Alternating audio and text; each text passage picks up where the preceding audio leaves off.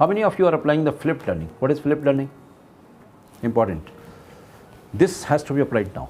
Very first thing, you should know yourself. You cannot merely read a book and explain to the students. अभी वो time चला गया कि आप सिर्फ किताब पढ़ के बच्चों को समझा पाएँ. बच्चों की ज़रूरत के मुताबिक आपको इनोवेट करना पड़ेंगे न्यू आइडियाज़. उसको सेट फार्मूले के हिसाब से हम आपको नहीं दे सकते, कोई भी नहीं बता पाएगा. डिपेंड्स कि किसको क्या चाहिए. और यहाँ पे हर बच्चे को इस टेक्निक्स में, इन दिस टेक्निक्स में हर बच्चे पे अटेंशन आ जाती है. वरना क्लासरूम में क्या होता था कि जो स्मार्ट बच्चे आंसर दे रहे हैं या क्वेश्चन पूछ रहे हैं, टीचर का फोकस उन्हीं पे रहता था ज़्यादा. जो वीक बच्चे हैं वो निगलेक्टेड ही रह जाते थे. लेकिन ये जो अभी टेक्निक्स इसमें हम बात करेंगे, तो इसमें तमाम बच्चों को इक्वली चांस मिलता है अपने आप को एक्सप्रेस करने के लिए, और उन पे अटेंशन भी टीचर्स का बराबर जाता है. हम लोगों का क्या अभी तक तरीका है कि एक सेट फ्रेमवर्क है, उसके अंदर ही सोचना, बाहर निकलना नहीं है. जबकि वीडियो में क्या दिखाया था, खुद से जो लर्निंग ले रही थी उसको हो रही थी हैं, बाहर जो खेल कूद करके वो सीख रहा था, वो क्लासरूम में नहीं सीख सकता बच्चा. और इस तरीके का एक्सपेरिमेंट जो है आप करते भी हैं क्लासरूम में. 3rd 4th स्टैंडर्ड में आप बच्चों को सीड्स वगैरह देते हैं ना कि योगा खिलाओ, एक हफ्ते में कुछ दाने निकल जाए. How interesting it is that activity. जाहिर सी बात है कि जो लाइव प्रैक्टिकल हो रहा है उसमें बच्चे ज़्यादा इंटरेस्टेड होंगे. हर शख्स होता है इंटरेस्टेड. तो वो किताब लेके कौन बैठेगा? The flipped classroom. What is flipped classroom? कैसे करते हैं इसको? यानी कि जो भी लेसन आप पढ़ाने वाले हैं, अभी पढ़ाया नहीं है क्लास में, वो आपको पहले पढ़ना पड़ेगा. और पढ़ते ही हैं आप लोग, है ना, पढ़ के ही आते हैं. उसमें से जैसे कल कोई चीज़ पढ़ानी है, आधा लेसन आप कवर करेंगे या फुल लेसन कवर करेंगे, डिपेंड्स. तो उसकी बेस के ऊपर आपको कुछ प्रोजेक्ट या एक्टिविटी बच्चों को देना पड़ेगी और उनसे कहना है कि ये लेसन में ये चीज़ें हैं, आप देख करके, ढूंढ करके, बना करके, तैयार करके आओ. तो उसमें जब बच्चा खुद से पढ़ेगा या कोई एक्टिविटी आप ऐसी देंगे कि जो किताब को रेफ़र किए बगैर नहीं होएगी, तो उसको पढ़ना ही पड़ेगा. उसको बगैर पढ़े काम चलेगा नहीं. तो देख करके, सिखा करके, ये थोड़ा सा हमें प्रेशर डालना पड़ेगा, थोड़ा सा उनको मोल्ड करना पड़ेगा उस तरफ, क्योंकि they are not used to it. वो तो ये कहते हैं जब टीचर सिखाएगी तब हम आगे बढ़ेंगे, है ना, कि लेसन ये पढ़ा दिया है तब हम आगे जाएंगे. लेकिन आपको वहाँ पे थोड़ा सा चेंज करके कहना कि ठीक है, कल मैं लेसन पढ़ाने वाली हूँ और ये चीज़ें इस लेसन में है, लेकिन आप ये चीज़ बना के लाओ. और जो बना के लाएंगे, इसमें देखिए मार्क्स देने के तरीके में भी जो है बहुत सी चीज़ें हैं. जैसे एप्रिसिएशन बच्चों को करना है, तो वहाँ पे इंडिविजुअली हर स्टूडेंट इन्वॉल्व हो जाता है कि उसको वो काम करना ही करना है. प्लस इंटरेस्ट भी डेवलप होता है, क्योंकि वहाँ पे जो ट्रेडिशनल मेथड ऑफ एक्सप्लेनेशन वाला है ना, समझाने वाला, वो बहुत रिड्यूस हो जाता है, बहुत कम हो जाता है. जब ये फ्लिप्ड लर्निंग में बच्चे वो एक्टिविटी या प्रोजेक्ट करके आएंगे तो 50%, 40%, 60% कुछ तो समझ पे आएंगे. फिर उसमें जो स्मार्ट बच्चे हैं, या हर एक से पूछे कौन कौन पढ़ के आया, अब जो डिफरेंट कंसेप्ट्स या चीज़ें उसके अंदर एक्सप्लेन की गई हैं, तो you should be ready, I mean teacher should be ready with the question. कहना अच्छा ये क्वेश्चन है, कौन बताएगा? स्टूडेंट से पूछना है. तो बच्चे उसमें से बोलेंगे. उसमें कई एडवांटेजेस हैं. एक तो लैंग्वेज पे कंट्रोल आएगा, थोड़ा सा एक्सप्लेन करने की एबिलिटी आएगी उनके अंदर. और दूसरी है कि बच्चों की चीज़ें ज़्यादा समझ में आती है. फिर आपने अगर ग्रुप बना दिए हैं उनके, तो वहाँ पे वो ऑलरेडी एक दूसरे से डिस्कस करेंगे सब चीज़ें. यानी कि जो उनका ऑनलाइन टाइम जो है वो आप कंस्ट्रक्टिव वे में यूज़ कर रहे हैं. उनको जूम पे ही आपस में भी ग्रुप बना करके एक दूसरे से कॉन्टेक्ट करके होमवर्क वगैरह करना है, डिस्कस करना है, सब कुछ. World is open to them. Coping का टेंशन मत लीजिए. कहना दुनिया से कहीं से भी कॉपी करके आओ, जैसा कि हम लोगों के लिए है. ओपन बुक एग्जामिनेशन हम सबका चल रहा है ना, इंसानों का. तो कुरान दे दिया है, कहना पढ़ो और कॉपी करो. कितना कर सकते हो, तब भी नहीं कर पा रहे. तो वही सिस्टम इधर भी रखना पड़ेगा कि ओपन बुक एग्जामिनेशन, तुम्हारा गूगल बाबी भी रखो, ये भी रखो, वो भी रखो, लेकिन अगर तुम्हारे पास दिमाग नहीं है तो कॉपी भी नहीं कर सकते. तो अब वो कंसेप्ट आपको लाना है, आपको पैराडिग्म शिफ्ट करना है अपना, और उसमें उनको ये लाना है. और फिर क्लास में जो है उनको डिस्कशन करना है. जहाँ पे कुछ डिफ़िकल्टी आए, वेर यू फील कि हाँ ये बच्चे नहीं बता पाए हैं या कुछ चीज़ें रह गई हैं, there your role starts. May be 20%, 25% आपको एक्सप्लेनेशन करना पड़ेगा. जो डिफ़िकल्ट पार्ट हैं वो बताना पड़ेंगे. बाकी बच्चों को जो सबको समझ में आ गया. और कोशिश ये करना है कि हर बच्चे को चांस मिले. वीक बच्चा है तो उसको भी चांस मिलना चाहिए, और जो स्मार्ट बच्चे हैं of course they will grab it. तो ये इस तरीके से जब आप इन्वॉल्व करेंगे बच्चों को तो इन्वॉल्वमेंट बढ़ जाएगा आपको, और बढ़ा है। लेकिन अगर हम फिर पुराने तरीके पे चले जाएंगे तो बच्चे फिर छोड़ देंगे आपको, they will not listen to you. आपको म्यूट कर देंगे, आपको ऑफ कर देंगे, बज़ाहिर आपको लगेगा क्लास में है लेकिन they will be somewhere else. Another important part कि जितने भी बच्चे ऑनलाइन अटेंड कर रहे हैं इंश्योर करिए कि वो हेडफोन लगा के ना करें, रिमूव करवाइए, ठीक है।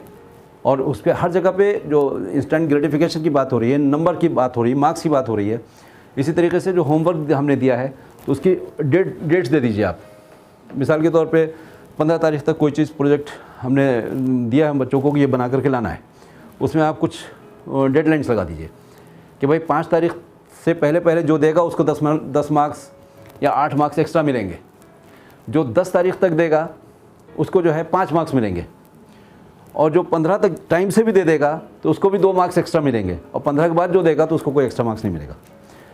तो this will encourage them to put in their efforts, ठीक है। ग्रेटिफिकेशन मिलेगा उनको, and appreciation is the most important part. फिर एक और टेक्निक है ये स्टूडेंट लेड टेक्निक, कि स्टूडेंट्स ही एक दूसरे को पढ़ाएंगे, तो उसमें भी बच्चों का इन्वॉल्वमेंट आ जाता है। जब आप क्लास डिस्कशन करेंगे तो student will explain to remaining class what they have understood.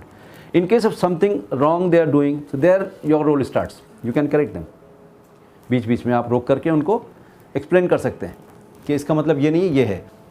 तो यानी कि स्टूडेंट से ही आप मदद लेकर के उनको इन्वॉल्व करके, हर बच्चा तो नहीं करेगा ये सब कुछ, लेकिन बाकी बच्चों को आप किस तरीके से मोटिवेट करेंगे ताकि उनका भी पार्टिसिपेशन बढ़ जाए।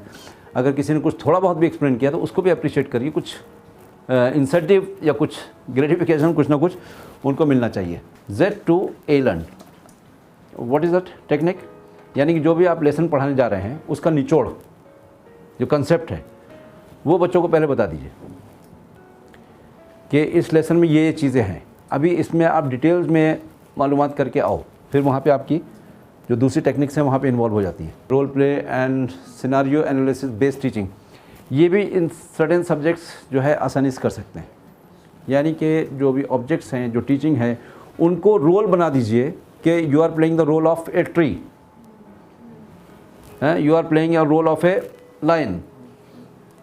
तो इस तरीके से अगर आप कुछ करके क्रिएट करके एक्टिविटीज़ का और फिर उनको वो लेसन पढ़ाएंगे तो somewhat it can be understood by them. Inquiry based learning is what? अभी तक हम लोग क्या करते थे, पैराग्राफ दिया, नीचे क्वेश्चंस दे दिए, फ्रेम द क्वेश्चंस। अभी आपका क्या काम करेंगे कि एक पैराग्राफ दिया या एक लेसन दिया और उसमें बोलिए कि आप इसको पढ़ करके इसमें से 5 क्वेश्चंस बना के लाओ। तो आप क्वेश्चंस बनाने के लिए क्या करेंगे बच्चे? They should read, they have to read. फिर उसी चीज़ को आप विस वर्सा कर सकते हैं, क्वेश्चंस दे दीजिए, लेसन्स में से फाइंड करके आओ, find out the lessons, and यहाँ पे एक्सप्लेन करो आकर के अपने वर्ड्स में। Don't ask them to repeat the text book language. उनको ऐसी सिचुएशंस क्रिएट करके देना है जहाँ पे वो अपना दिमाग यूज़ करके कुछ सोल्यूशन दें आपको। स्टूपिड सोल्यूशन भी आएंगे, मतलब लेकिन वो उनका ब्रेन को चालू करना है। सेल्फ थिंकिंग जो है उनकी आनी चाहिए कि ये रास्ता यहाँ पे ऐसे है, क्या करना चाहिए है। रोड अगर ब्लॉक हो गई है तो अब उसको क्रॉस करने का क्या तरीका है। ये नहीं कि पीछे बैठ जाएं या पीछे चले जाएं या वहीं पे बैठ जाएं। हमको गिव अप नहीं करना है। We have to find out the ways कि दूसरे रास्ते क्या हैं, किधर से और कैसे कर सकते हैं। तो you can tell them from any source they can learn, Google, YouTube, pertaining to your subject you can find out the videos. Tell them to search it, let them learn from any source. The idea is to make them clear the concepts. What is this black box thinking? What is black box? Black box is the main thing that plane and aeroplane and helicopter crash, all data saved in that box, that is black box. Data recorder is called a black box and it is there in all the flying machines. Is it black in color? No, orange. It is orange in color. You should know the least accidents दुनिया में सबसे कम accidents अगर किसी travel industry में अगर कहीं पे हैं तो किस में हैं? सबसे कम एक्सीडेंट कहाँ पे होते हैं? एविएशन में, एरोप्लेन में। क्यों? जबकि बहुत रिस्की है फ्लाइंग करना, पता नहीं नीचे ज़िंदा आएंगे कि नहीं। क्यों?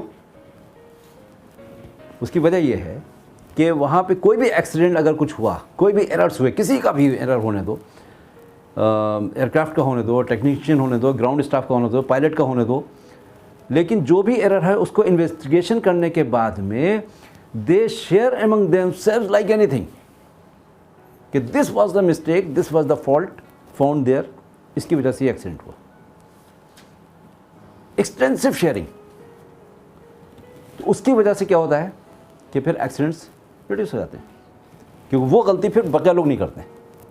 अगर किसी ने एक गलती करी तो वो गलती दूसरे लोग नहीं करते हैं और जो अच्छी चीज़ें हैं उनको अडॉप्ट करते हैं।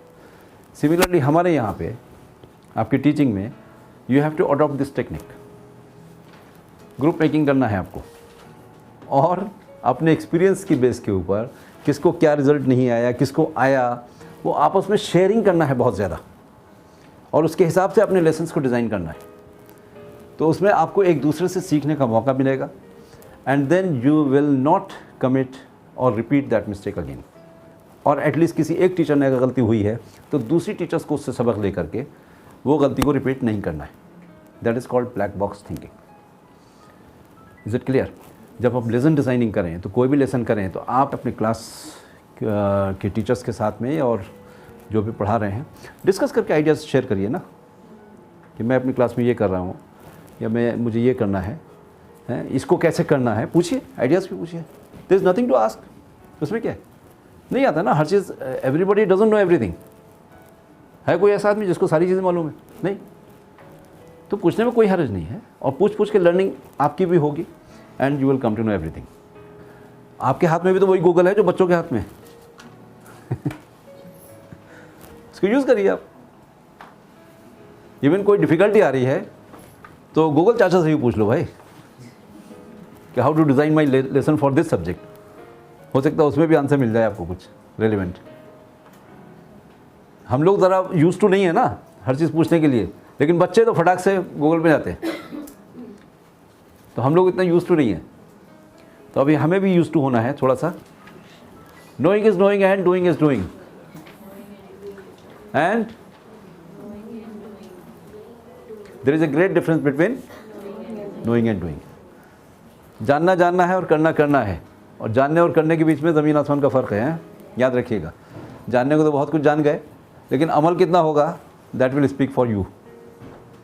Idea is to that everybody should learn and progress, और उसमें कंट्रीब्यूट करना है। You have to be contributor. और सेम आपको स्टूडेंट्स बनाना है कि जब क्लास में तैयारी करके आए हैं तो दे शुड कंट्रीब्यूट समथिंग, और जो बच्चे नहीं बोल रहे हैं उनको बुलवाना है कि so far you have not spoken, speak now. तो इस तरीके से इनकरेज करके, थोड़ा सा इंटरेक्टिव करके आपका participation of the online classes will increase and the education also will become effective to the greater extent इंशाल्लाह। क्या करेंगे? करेंगे कुछ नहीं करेंगे? कुछ कोशिश करेंगे तो आगे बढ़ेगी बात, है ना? चलिए, थैंक यू वेरी मच।